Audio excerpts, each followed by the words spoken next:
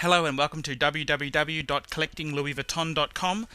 Today we're making judgment on a Louis Vuitton Tivoli GM that I was talking about yesterday. So this is part two of the video, and basically since yesterday I actually asked the lady if she could take some outdoor photos of the bag, because I was just having some problems with the photography because it was indoor photography with a flash. So she has sent me some new photos, and that's the photos that you're seeing on the screen here.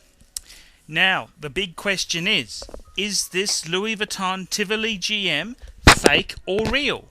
That's the big question. And must say, this has been a tricky authentication. This is a the lady has raised some very good concerns with it, and although the photos haven't been fabulous,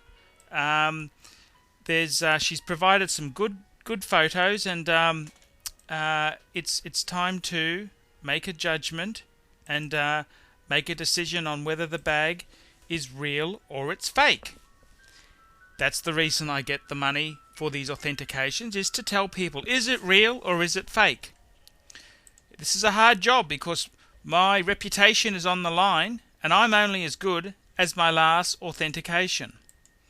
Okay, my verdict on this bag here is real.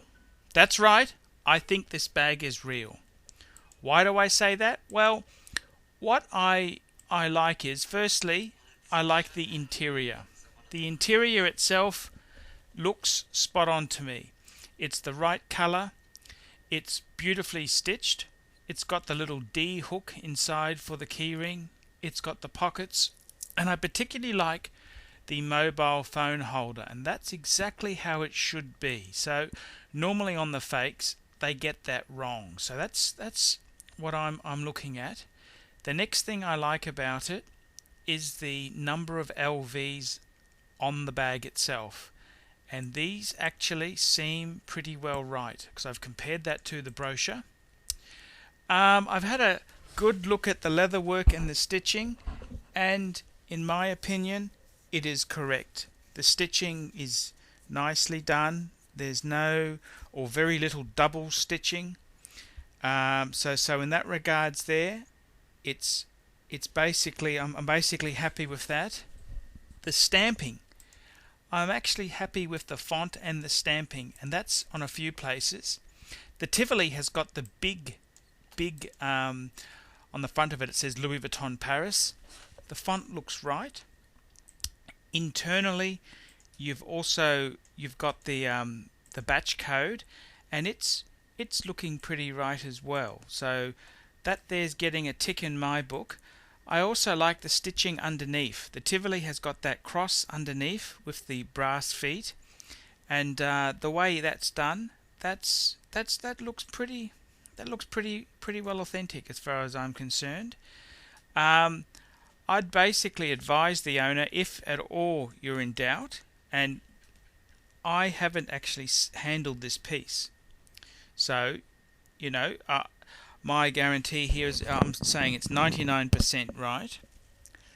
She should take it to Louis Vuitton, and what I'd do is, if it was me, I'd take it to Louis Vuitton and say, look, where the Louis Vuitton gold zipper part joins the zip, it's starting to be look a little bit steel, and why is that changing colour, and could you change it under warranty? That's what I would tend to do, and they'd very quickly tell you whether it was fake or not. Looking at it, I'd say it's real. It really does. It's got the interior parts are right, the stitching's right, everything on it, in my opinion, there is real, and I think she's got a nice bag here. It's a Tivoli. When she's saying the structure doesn't feel as right, well, the Tivoli is a bit like that. I know exactly what she's talking about. The Tivoli, because it has that beautiful shape, it doesn't have the structure of a square type bag. So I think it's sort of the design of the bag. It's also got that pleated look, and I think that's that's why it doesn't have the strength of being a square sort of bag. And I think, my opinion itself, there, I'd say this is real. It's a real handbag, and she should enjoy it. So there you go. That's my verdict. Real. Thanks very much for watching this video, and please come to my free Louis Vuitton reference library website, www.collectinglouisvuitton.com. Thank you.